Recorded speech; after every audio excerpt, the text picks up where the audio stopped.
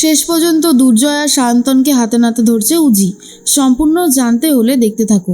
গল্পে শুরুতেই দেখা যায় সায়ন্তন একের পর এক কারসাজি করে চলেছে। সায়ন্তনকে ধরার জন্য মোক্ষম চাল চেলেছে উজি, আর উজির সাথে রয়েছে এবারে নিশা। নিশা তখন নিজের লোকজনকে দিয়ে মুন্নিকে অর্থাৎ সায়ন্তনের বোনকে কিডন্যাপ করাবে বলে ঠিক করেছে। ভানু তখন বলে, নিশা আমরা আবার এসবের মাঝখানে ঢুকছি কেন রে? এসবের মাঝখানে ঢুকে নিজেদের ঝামেলাটা কি না বাড়ালেই নয়? তখনই নিশা বলে, শোন ভানু, ওই সায়ন্তন মুন্নির দাদা, ও না আমাকে মারতে চেয়েছিল। আমি তো নিজের কপাল জোরে বেঁচে ফিরে এসেছি, না হলে এতক্ষণ তোদের নিশা উপরে চলে যেত। আর যে আমার সাথে এত বড় অন্যায় করলো তাকে ধরার চেষ্টা করব না? দেখ, আমি আগেও বলেছি, এখনো বলছি, আমি আর কোনো ক্রিমিনাল কাজ করতে চাই না। আমি শুধু উজিকে সাহায্য করছি, ব্যাস এইটুকুই।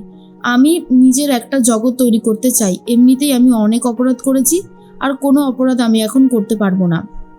দেখ, এটা তো ঠিকই যে আমি এখন একটা বিজনেস করতে চাই, আর এই বিজনেসে তুই আমার পার্টনার হবি।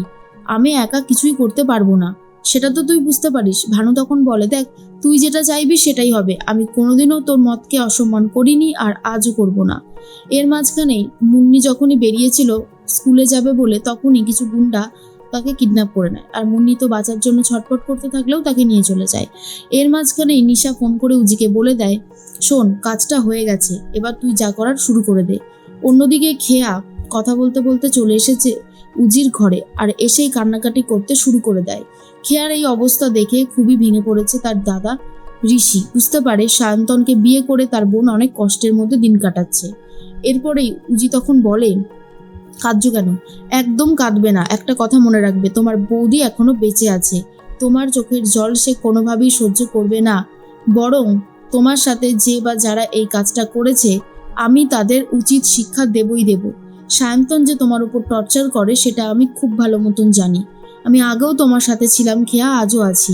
এর মাঝখানে সায়ন্তন দুর্জয়ের বাড়িতে গিয়ে কথা বলতে থাকে।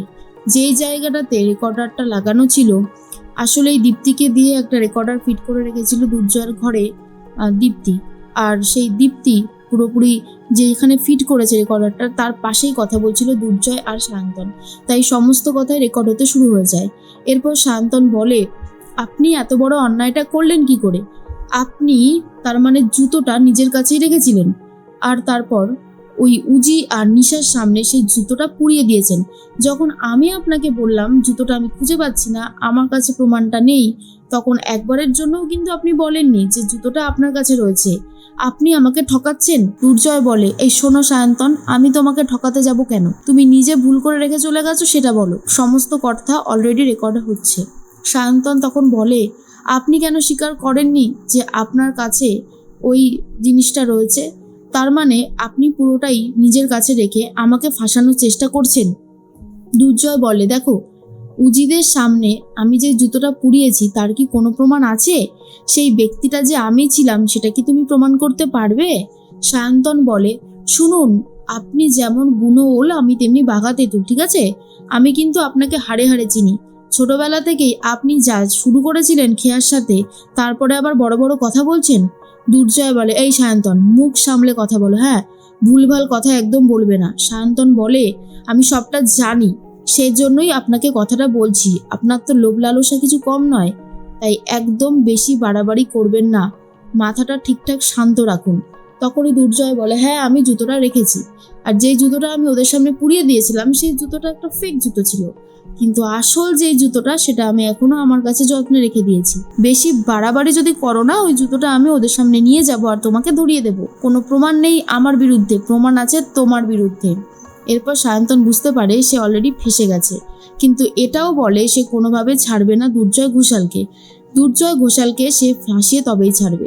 এর মাঝখানে মুন্নিকে তো কিডন্যাপ করে রেখে দিয়েছে, তারপরেই ফোন করে সায়ন্তনকে আর বলে, এই যে সায়ন্তন, তোমার বোনকে আমরা নিয়ে এসেছি, বোনকে বাঁচাতে গেলে তোমাকে আমাদের কাছে আসতে হবে। মুন্নি তো খুবই কান্নাকাটি করে, দাদা দাদা বলে চিৎকার করতে থাকে। তখনই বুঝতে পেরে যায় সায়ন্তন, যেভাবেই হোক মুন্নিকে বাঁচাতে হবে।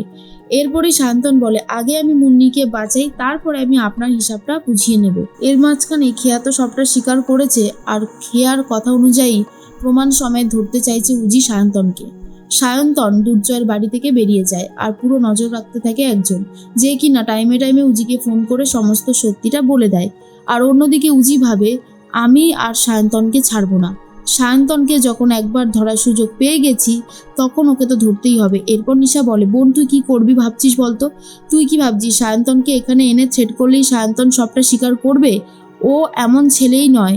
আমি তোকে বলছি, ওকে দিয়ে তুই কিছুতেই স্বীকার করাতে পারবি না। তখনই সায়ন্তনের ব্যাপারে উজি বলে, দেখ না আমি কি করি, তুই শুধু দেখতে থাক, একটু ধৈর্য ধর, বাকিটা আমার ওপর ছেড়ে দে। এর মাঝখানেই খেয়া ভাবে, এতক্ষণ হয়ে গেল এখনো তো মুন্নি বাড়িতে পৌঁছলো না, সব ঠিক আছে তো? মুন্নি কখন আসবে? এরপরে একে ওকে ফোন করতে থাকে, স্কুল থেকে খবর নাই মুন্নি নাকি স্কুলে যায়ইনি। খেয়া তখন বলে, এ বাবা, তাহলে মুন্নি কোথায় গেল? তখনই ঐশী এসে বলে, কি হয়েছে, তুই এত চিন্তা করছিস কেন? খেয়া তখন বলে, দিদিভাই, মুন্নি অনেকক্ষণ হয়ে গেছে বাড়ি ফিরছিল না বলে আমি স্কুলে ফোন করে জানতে পারি যে ও নাকি আজকে স্কুলে যায়নি। আমার খুব টেনশন হচ্ছে। ঐশী বলে, টেনশন করিস না, তুই এক কাজ কর, তুই না হয় ওদের বাড়ির কারোর সাথে কথা বল। কিন্তু কার সাথে কথা বলবে বুঝতে পারছিল না। তার মাঝখানেই সায়ন্তন চলে এসেছে বাড়িতে। সায়ন্তন তখন বলে, আমার বোনকে নিয়ে আপনাদের এত মাথা ব্যথার কি আছে? আমাকে বলুন তো, আপনাকে এত চিন্তা করতে হবে না। ঐশীকে বলতে থাকি। আর ঐশী তখন বলে, তুমি এরকমভাবে বলছো কেন? আমরা তো তোমার বোনের ভালোই চাই নাকি? তখন সায়ন্তন বলে, আমার বোনকে ফিরে পেতে হলে বৌমনিকেই বাড়িতে আসতে হবে, তাহলেই আমি আমার বোনকে ফেরত পেয়ে যাব। খেয়া তখন সবটা শোনার পর বলে, কি বলছো? বৌমনি আবার কি করেছে? তোমার কি মাথা ফাথা খারাপ হয়ে গেল নাকি? সায়ন্তন বলে, না আমার মাথা খারাপ হয়নি, আমি যা বলছি তা একদম ঠিক কথাই বলছি। এর মাঝখানেই উজি রেকর্ডিংটা শুনতে শুরু করে, আর যেখানে স্পষ্টভাবে দুর্জয় বলেছে যে জুতোটা তার কাছেই আছে আর সে যে জুতোটা পুড়িয়েছে সেটা একটা ফেক জুতো ছিল। উজি ভাবে, এই তো এবারেই আমার কাছে প্রমাণ চলে আসবে।